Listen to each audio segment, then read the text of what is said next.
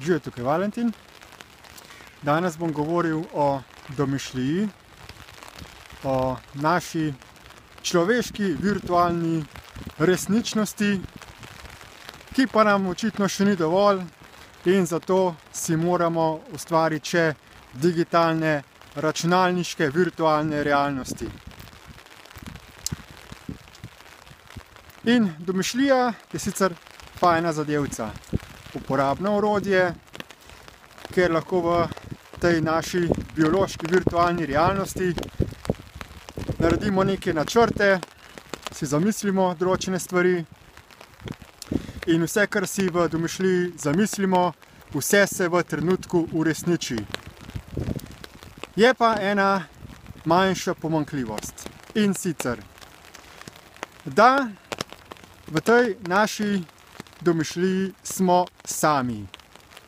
Ni nikogar drugega razen nas.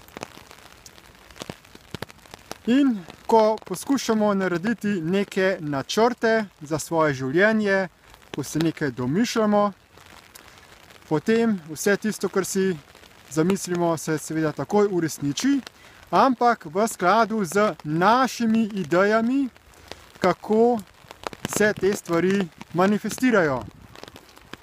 Torej, naša domišljija ni pod vplivom nekih univerzalnih fizičnih zakonov, ni pod vplivom tistih sil, ki delujejo v tem fizičnem svetu, v tej dimenziji časa in prostora.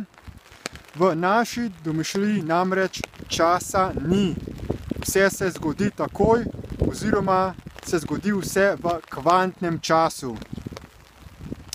In tudi nismo omejeni prostorsko, kajti v naši domišljiji si lahko zamislimo, da letimo, da celo potujemo iz enega planeta na drug planet, da zapustimo svoje telo in lebdimo in opazujemo svoje telo. Skratka, vse mogoče stvari si lahko zamislimo v naši domišljiji in naša domišljija to takoj realizira. Toda, domišljija je energetski sistem, ki potrebuje energijo za to, da deluje, da funkcionira. Ste se kdaj vprašali, od kod domišljiji energija za delovanje? V računalniški virtualni realnosti vemo, da pač računalniki delujejo, če priklopimo računalnik na elektriko. Toda, od kod se generira energija, elektrika za našo domišljijo? Proizvede jo oziroma umsko-zavestni sistem, s tem, da srka življenjsko silo iz našega fizičnega telesa.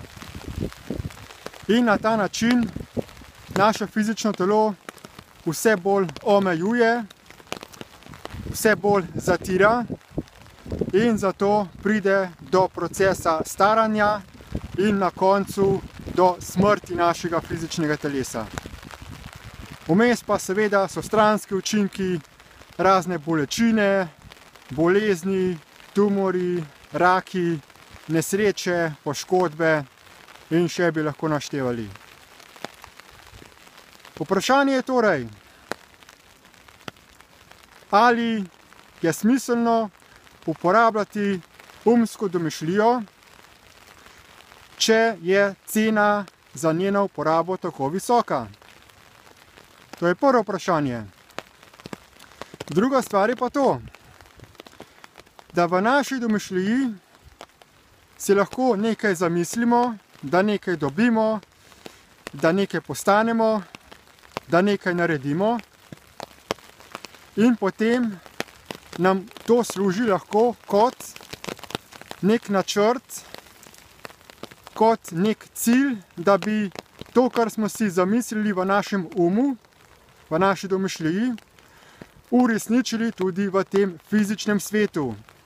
Torej, da si našo domišljijo fizično manifestiramo. Potem pa seveda, ko želimo to v resničnem svetu manifestirati, nastanejo težave. Ker v domišljiji nam ni potrebno ničesar razumeti, kako ta svet deluje. Ni nam treba upoštevati druge ljudi, druga živa bitja. Ni nam treba paziti na rezultate, na posledice naših dejanj, ker smo v domišljiji pač sami. V tem svetu, v tej fizični realnosti, pa si delimo eno fizično realnost, en svet, en obstoj z milijardami drugih živih bitij. In da se nekaj zmanifestira, je potreben čas. Zelo dolgo časa moramo biti potrpežljivi, da se nekaj doseže, da nekaj naredimo ali dosežemo v tej fizični realnosti. In pa seveda tudi druga živa bitja, drugi zakoni, fizikalni zakoni, človeški zakoni nas omejujejo pri temu, da bi to našo domišljijo uresničili. Zato ljudje, ki veliko uporabljajo domišljijo, velikokrat doživijo razočaranje, ker se njihova domišljija nikakor noče uresničiti, ker naletijo na številne težave. Uporaba naše domišljije nas naredi nepotrpežljivega, ker smo navadimo se na to, da se vse zgodi takoj. In potem tudi na tem svetu zahtevamo, da se stvari zgodijo takoj. In ko se ne zgodijo, smo jezni. Jezni smo na sebe, na druge ljudi in to seveda potem psihično škoduje nam, povzročamo konflikte v odnosu z drugimi ljudmi, predvsem pa zaradi želje po uresničitvi nekih domišljij, kot je recimo posedovanje določenih predmetov, redkih predmetov, naravnih surovin, zemlje. Posegamo v naravni prostor in izkoriščamo naravne vire, ki so nam vsi enako podarjeni od matere narave. In kot posledica tega nastane razno izsiljevanje, fizično nasilje, vojne, trpljenje, pomanjkanje in tak svet, kot ga imamo sedaj, ko vlada izjemno veliko neravnovesje, ko ima drobna peščica ljudi ogromno stvari, preveč stvari toliko, da tisočkrat, milijonkrat presegajo njihove potrebe, ampak ker uresničujejo svojo domišljijo, ker imajo določene predispozicije, veze in poznanstva, denarne vzvode, pravne mehanizme,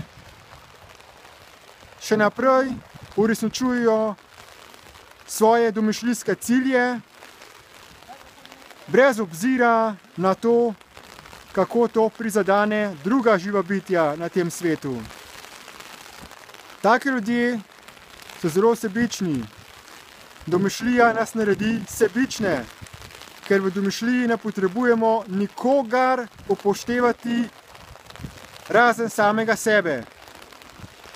Zato priporočam, da se čim manj uporablja domišljijo, da jo uporabljamo konstruktivno, na osnovi principa tistega, kar je najboljše za vse, in da potem čim bolj ustvarjamo realnost na tem fizičnem svetu potrpežljivo, z upoštevanjem vseh živih bitij. In na ta način bomo poskrbeli najbolje in za sebe, za svoje življenje, za svoje fizično telo, za svoje zdravje, psihično in fizično. In tudi na tem svetu bomo lahko delovali v harmoniji z drugimi živimi bitji tako da bo rezultat pravi raj na zemlji. Kako to doseči? Potrebno se je osvoboditi uma, svojega lastnega egoizma, potrebno je spremeniti zakone, da bodo onemogočali sebičnost in neomejeno moč določenim posameznikom. In povezave do teh rešitev si lahko ogledate v opisu tega videoposnetka. Pridružite se ljudem zdrave pameti, premagajte svojo sebičnost in pričnite delati tisto, kar je najboljše za vse. Za vsa živa bitja, dolgoročno in daljnosežno. Hvala za posluh in nasvidenje.